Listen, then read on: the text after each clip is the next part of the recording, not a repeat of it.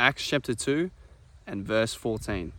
But Peter, standing up with the 11, raised his voice and said to them, Men of Judea, and all who dwell at Jerusalem, let this be known to you and heed my words.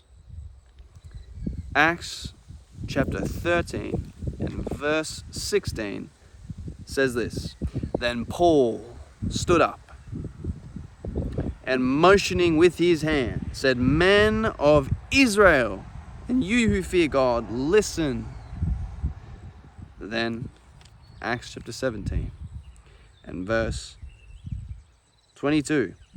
Then Paul stood up in the midst of the Areopagus and said, Men of Athens, I perceive that in all things you are very religious. Now, you've probably had the thought that 2 is bigger than 1, 3 is bigger than 2, and 4 is bigger than 3. Well, at least I hope you've had that thought before.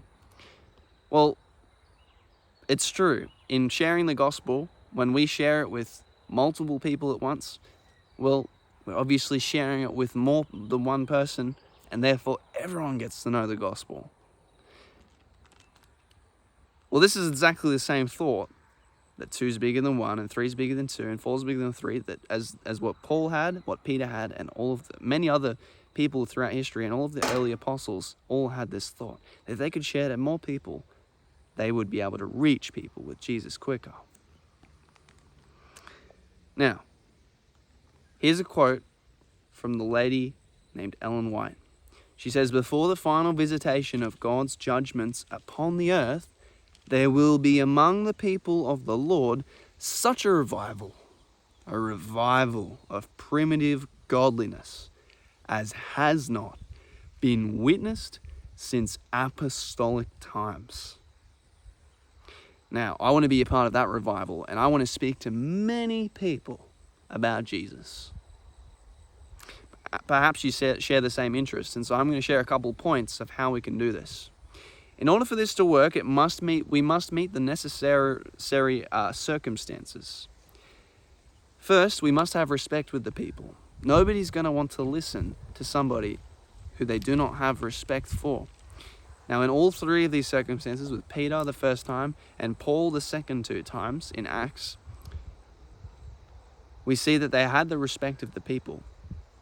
The first time with Peter, everyone was speaking in tongues, so there was something miraculous happening, and everyone's attention was focused on the miracle. So he was respected. In Paul's example, the people of the Jewish synagogue were asking him if he had anything to share, and so he was obviously respected there as well. And in Paul's example in Areopagus in Athens, he'd been preaching about the unknown God. He'd been preaching about the unknown God, and people were excited to hear what he had to say about the unknown God, so they bring him in to question him. Therefore, he had the respect of the people. Another thing we must have is the attention of the people. So in all 3 circumstances, the attention of the people was that they were ready to hear the message at the right time. They were all focused in on Paul at Athens. He was standing in the middle of the council in Areopagus. He stood up in the midst of them. The attention was on him. In Acts chapter 13, we see Paul also asked if he has anything to share. The attention was on him. And in Acts chapter 2, we see Peter was also asked. Peter stood up in the middle of a crowd that was speaking in tongues. And so everyone was wondering, what's this miracle being performed here? We must listen to this man because he has something to say. So we must be respected, and we must have the attention of the people if we're going to share in a large crowd. Now, we must also understand the context of the crowd. In the first example, Peter, being a Jew, was able to realize that there are other Jews here for Pentecost in Acts chapter 2. So he knew what was in their minds. Jesus had just died, and that was the thought that was going around. So he preached a sermon on Jesus. When you look at Acts chapter 13, Paul understood the context of the Jewish believers in the synagogues because they were Jews and they were in synagogues on the Sabbath. And if you look at Acts chapter 17, Paul also understood the context of the people in Athens because he had been preaching and sharing in the marketplace daily and in the synagogue daily, sharing the gospel with people. So he understood the context as well. Now, in order to share in a large crowd of people, we must understand their context. Point number 2, we must, in order to share this message, be filled with the Holy Spirit. There's no other way to share like this. We read in Acts chapter 2, where it talks about Peter and everyone else being filled with the Holy Spirit. Acts chapter 2, and we read in verse 4, it says this, and they were all filled with the Holy Spirit. Who's they all? That's the disciples. All of the disciples were all filled with the Holy Spirit and began to speak with other tongues as the Spirit gave them utterance. They were all filled with the Holy Spirit.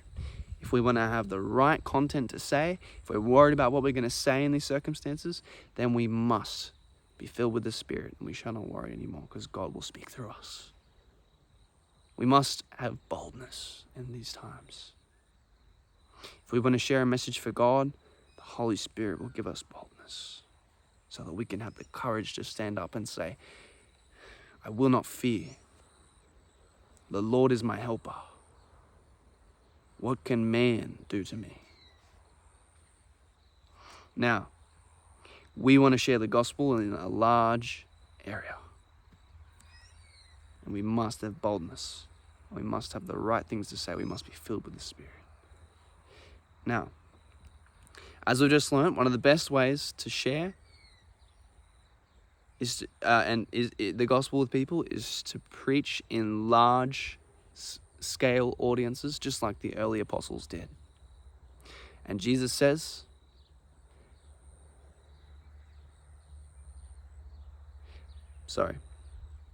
Jesus does not say this. The lady Ellen White says this. She says this, that before the coming of the Lord, there will be a revival of primitive godliness, as has not been witnessed since apostolic times. I want to be a part of that revival. Do you want to be a part of that revival too?